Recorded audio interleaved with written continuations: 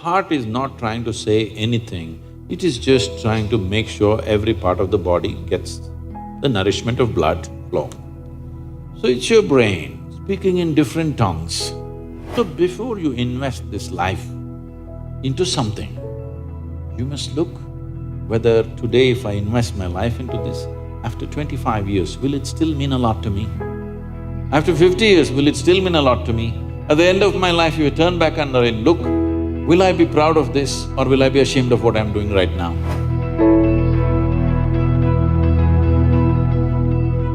Namaskaram, Sadhguruji. The first question that I want to ask is actually related to me. I'm in the last year of engineering, so now there is a very big decision that I have to make now, and people have told me that if I take decisions from my heart, I'll be successful in life. So, but there lies a problem. The problem is that I don't know which thought is coming from my heart and which thought is coming from my brain. So how can I figure out which thought is from my heart and which is coming from my brain?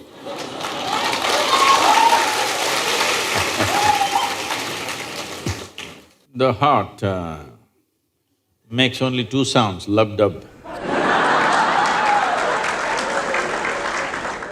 Unless the local girls are disturbing it and it's going crazy. Otherwise it makes only two sounds.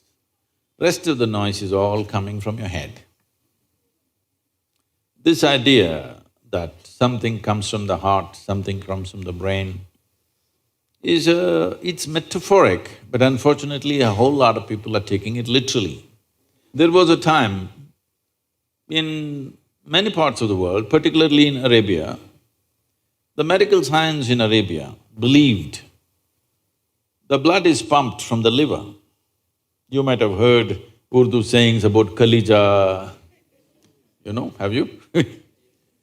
Because they believed blood is being pumped from the liver, because liver is a far more complicated organ than the heart. Heart is a simple pump. So do not give it any more responsibilities other than continuously pumping the blood and keeping you alive, unless somebody here breaks it. So, about the last year of engineering, I want you to change that language because this happened. Can I tell you a joke? It's okay? Yeah. You're pretty serious about this, that's why I'm asking. This happened. A very celebrated scientist was at a dinner and he was not grandly dressed or anything, he was looking very ordinary. So the lady who was, sitting next to him didn't pay much attention to him, she doesn't know who he is. But after some time, just to be polite, to make some conversation, "May I know what do you do?" He said, "I'm studying science." She said, "Oh, I finished that in my 10th class." So you're not going to, you're not in the last year of engineering, maybe the course, but not the last year of engineering, because for your entire life, if you learn engineering, when you're dying, after 100 years, okay? I'm not preponing it. After 100 years when you're dying, you would still know, if you are a constant learning process, you would still know you know very little about engineering. With that little, many things happen, that's different. So don't be in the last year of engineering. I know the program may be closing, but not the last year of engineering, okay? So,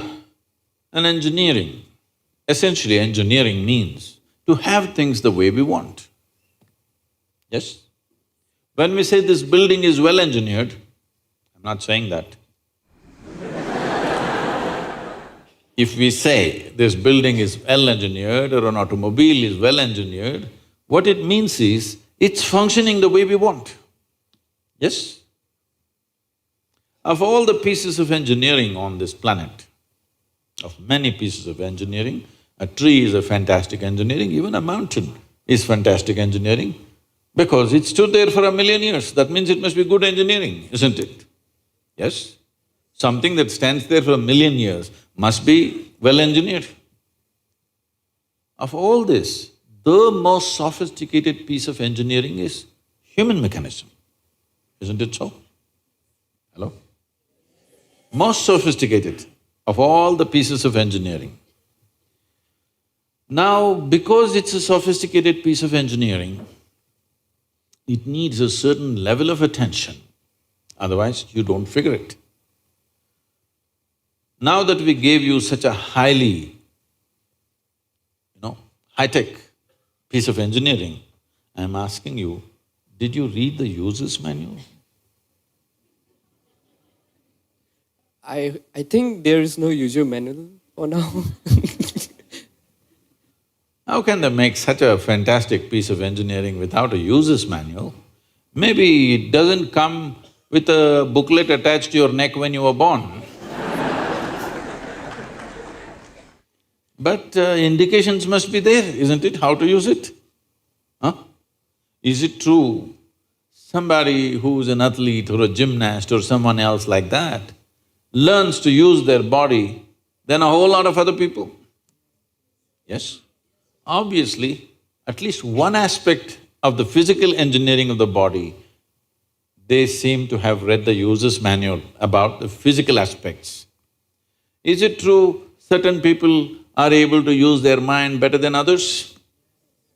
Maybe they read another part of the user's manual.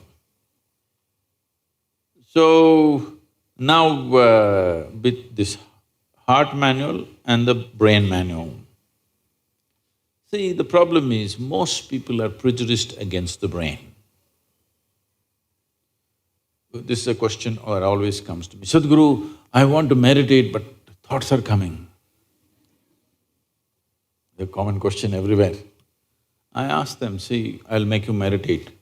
We will stop the liver, we'll stop the kidney, we'll stop the heart, we'll stop everything, okay? Oh, no, Sadhguru. So you want the liver to function when you're meditating. You want the kidneys to function. You want even the spleen to function, you want the heart to function.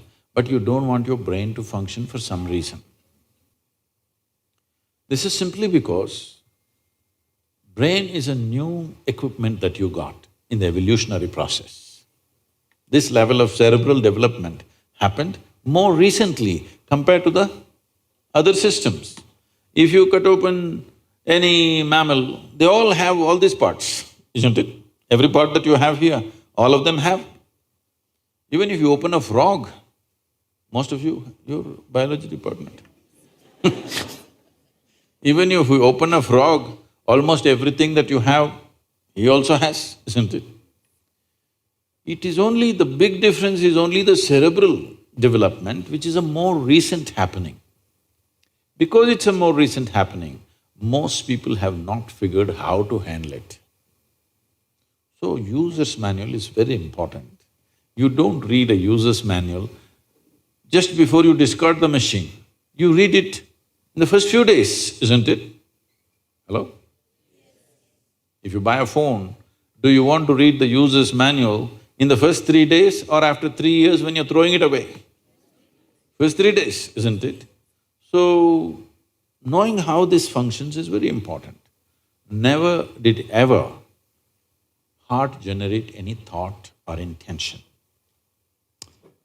Well, when you looked at the young girl, heart beat more, that doesn't mean it's saying anything, it's just trying to compensate for the other levels of excitement that's happening.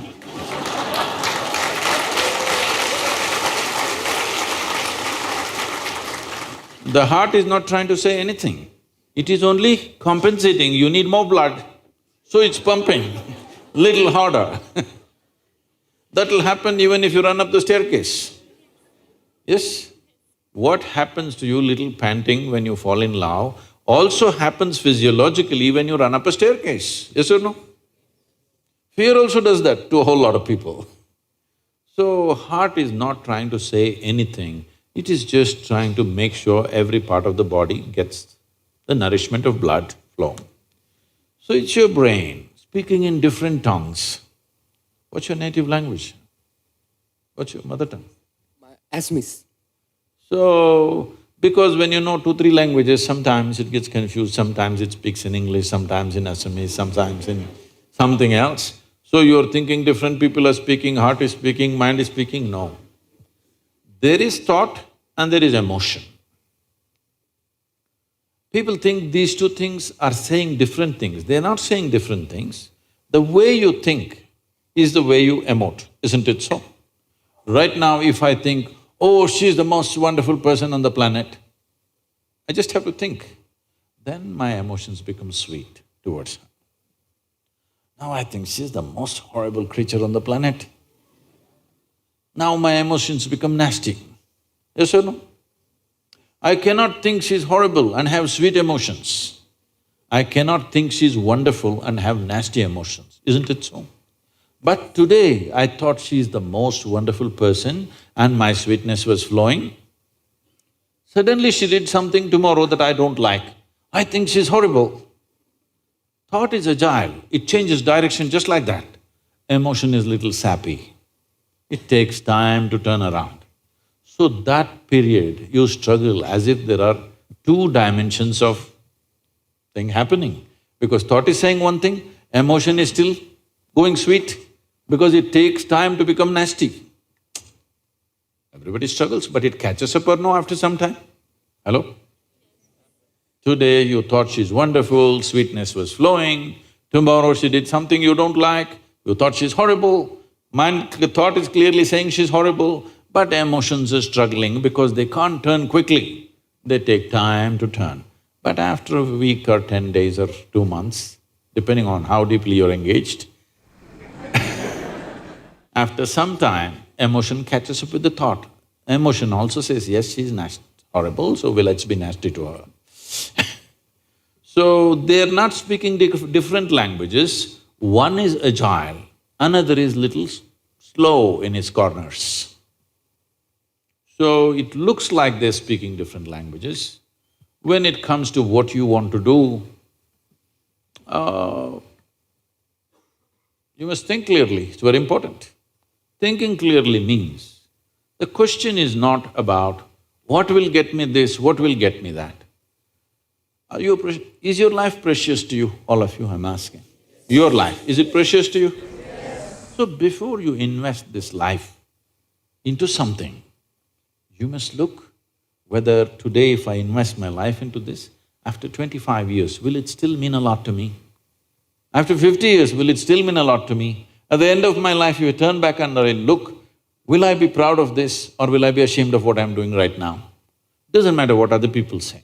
But you should not do anything that you will feel ashamed of, isn't it so? Huh? It doesn't matter, people say so many things. Everybody has an opinion, it's their business. But you don't do something that you will feel ashamed of, isn't it? Then you're turning against yourself. Somebody turns against you, you can leave them and go somewhere else. If you turn against yourself, you'll have to live with it forever. So, this is all you have to look at it. Something will get you money, something will get you comfort, that's not the point. What you choose to do, will it give you a life? When I say give you a life, are you just trying to make a living or are you trying to make a life out of this? This is important. Making a living is not an issue. A worm, an insect, a bird, an animal, all of them are making their life, making a living, isn't it so? They're even making a life out of it, but definitely they're making a living. So making a living with such a big brain is not an issue. Earning your food is not an issue, making a living is not an issue. Only problem is you want to live like somebody else, that's an endless problem. I want to live is not a problem. I want to live like you, this is a problem. So, it is important, if you consider your life as a precious life, you must make sure you make a wonderful life out of this. Whatever opens up in that direction, that is the thing you should do. But when you're under the pressure of peers, somebody is saying, I'm going to America, somebody says, I'm going to the government job, somebody says, I'm doing this. So one thing that all of you should do before you make big decisions in your life is withdraw from these pressures of peers, professors, parents, everybody. Just spend 3 days to 1 week by yourself. Look at it, what is it that you really want to do? Not under pressure from other people. What does this life want to do? Do that. It doesn't matter what other people think about it.